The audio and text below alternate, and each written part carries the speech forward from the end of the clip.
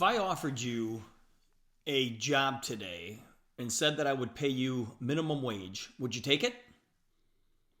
Now, some of you are like, Steve, of course not. I cannot survive on a minimum salary position. It's like, yep, I get it. But it seems like we do that all the time. You know, there are things that we do around our house that really are minimum paying jobs that we could get other people to do. So why do we do it? Are you working for minimum wage? See, I've had many mentors in my career, people inside the networking industry and people outside the networking industry. And I asked one of my mentors, I said, how do I make $1 million a year? And he said to me, to make $1 million a year, you have to earn approximately $500 an hour. And I said, okay, that puts it in perspective. At least I know what the target is, right? See, if I'm in front of a prospect and I'm telling them my story and I'm explaining the compensation plan and introducing them to the product and sharing with, this prospect what I have to offer, well, then yes, over time, that is going to add up to over $500 an hour. Because I'm going to build a team, and we all know in this profession, it's not what you do, it's what you start. And once you get something started, obviously with the right people, there's no way you can stop it, right? So if I go get a few people started and they get a few who get a few who get a few, and I don't know who any of these people are, and they go out there and start building their businesses, well, I'm going to get an override on that entire volume. So that all made sense to me. Now, I have to admit that at the beginning, I did not meet with that many prospects in order to make that much money. Guys, when I first got started, my original goal was to supplement my teaching income. And I thought to myself, man, if I could just make an extra $200 a month with this, that'd be great. Why did I choose $200? Because that's what my car payment was.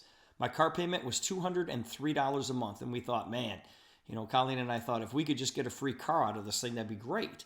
I wasn't thinking about even replacing my teaching position. I was thinking about just supplementing. Well, we started to make our car payment, and we said, well, if we can make enough money to make our car payment, maybe we can make enough money to make our house payment. So we started to do that. And then I said, hey, if we can make enough money to make our car payment and our house payment, maybe we can, do this thing full time at some point. Well, that actually obviously happened. Colleen left her teaching position. I left mine. And we've been doing this now full time for over, 34 years. And so at the time when I got started, I could not see the big picture, and it wasn't until I started hanging around people who were already making more in a month than I made in a year that I realized I have to start thinking bigger. This thing is way, way bigger than I think it is. And I can decide to just muddle along and supplement my teaching income, or I can decide to be the boss. I can decide that I'm going to do this thing full time. I'm going to decide how much money I'm going to make. I can decide when I'm going to promote myself. I can decide when I work and when I don't work. I don't have to ask somebody for time off to go to, anything that my kids have going on, or any vacations that we want to, plan. And I said, okay, I'm going to go do this. And then I started meeting people who were making over $1 million a year. And I said, okay, $1 million, that's $83,333 a month. And at the time, I was making $23,000 a year as a school teacher. And now I'm thinking about making $83,000 a month.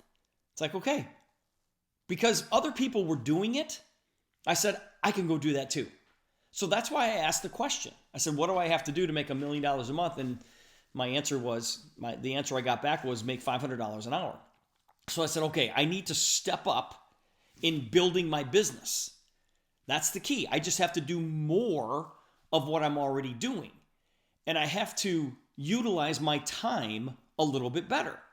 So what I was told to do was I was told to write down all of the activities on my list that can be done by somebody else for less than $500 an hour. And I thought to myself, wait, does that mean I can't mow my own lawn? Right? Because I love mowing my own lawn.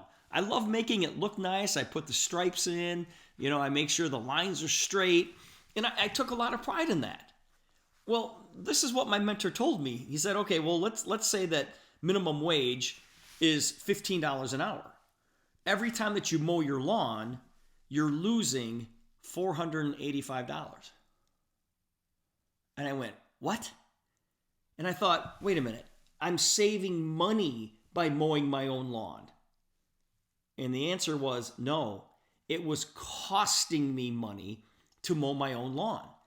Because if I would have taken that time, that 1 hour that it cost me to mow my lawn, if I would take that hour and go be productive in my business, working towards making $500 an hour, that's a much better use of my time. So I'm going to ask you to take inventory on every task in your life and focus your energy on the highest producing activities possible.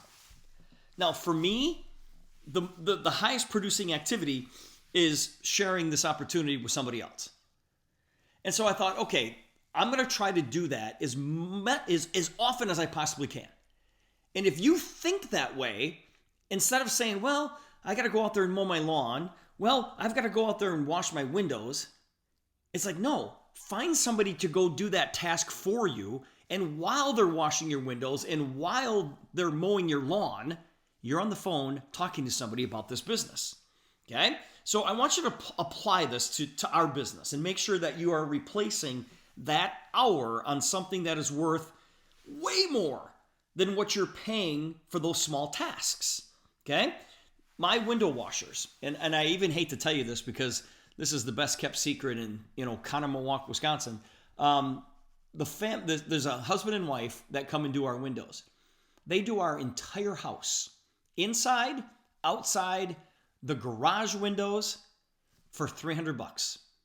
Guys, that is the deal of the century, just so you know that. And I'm not going to give you their name either, okay? Because I don't want to lose them. But then I thought, okay, well, wait a minute. First of all, I hate washing windows because I'm terrible at it. But I'm like, if I was going to go wash my windows, it's gonna cost me $200 an hour for me to wash my own windows. And it's going to take me way more than an hour to do it, right? When I can pay these guys $300 and they do a great job and they get it done in about an hour and a half. Now, this is going to be hard for some people because maybe you've been raised to do things for yourself, but just understand that you are selling your potential on a minimum wage activity. The thief of opportunity is the average person's to-do list. That is one of the greatest quotes I've ever heard. The thief of opportunity is the average person's to-do list. Use this principle as you grow your business and as you grow as an entrepreneur. Don't sell yourself at minimum wage because you're worth a whole lot more.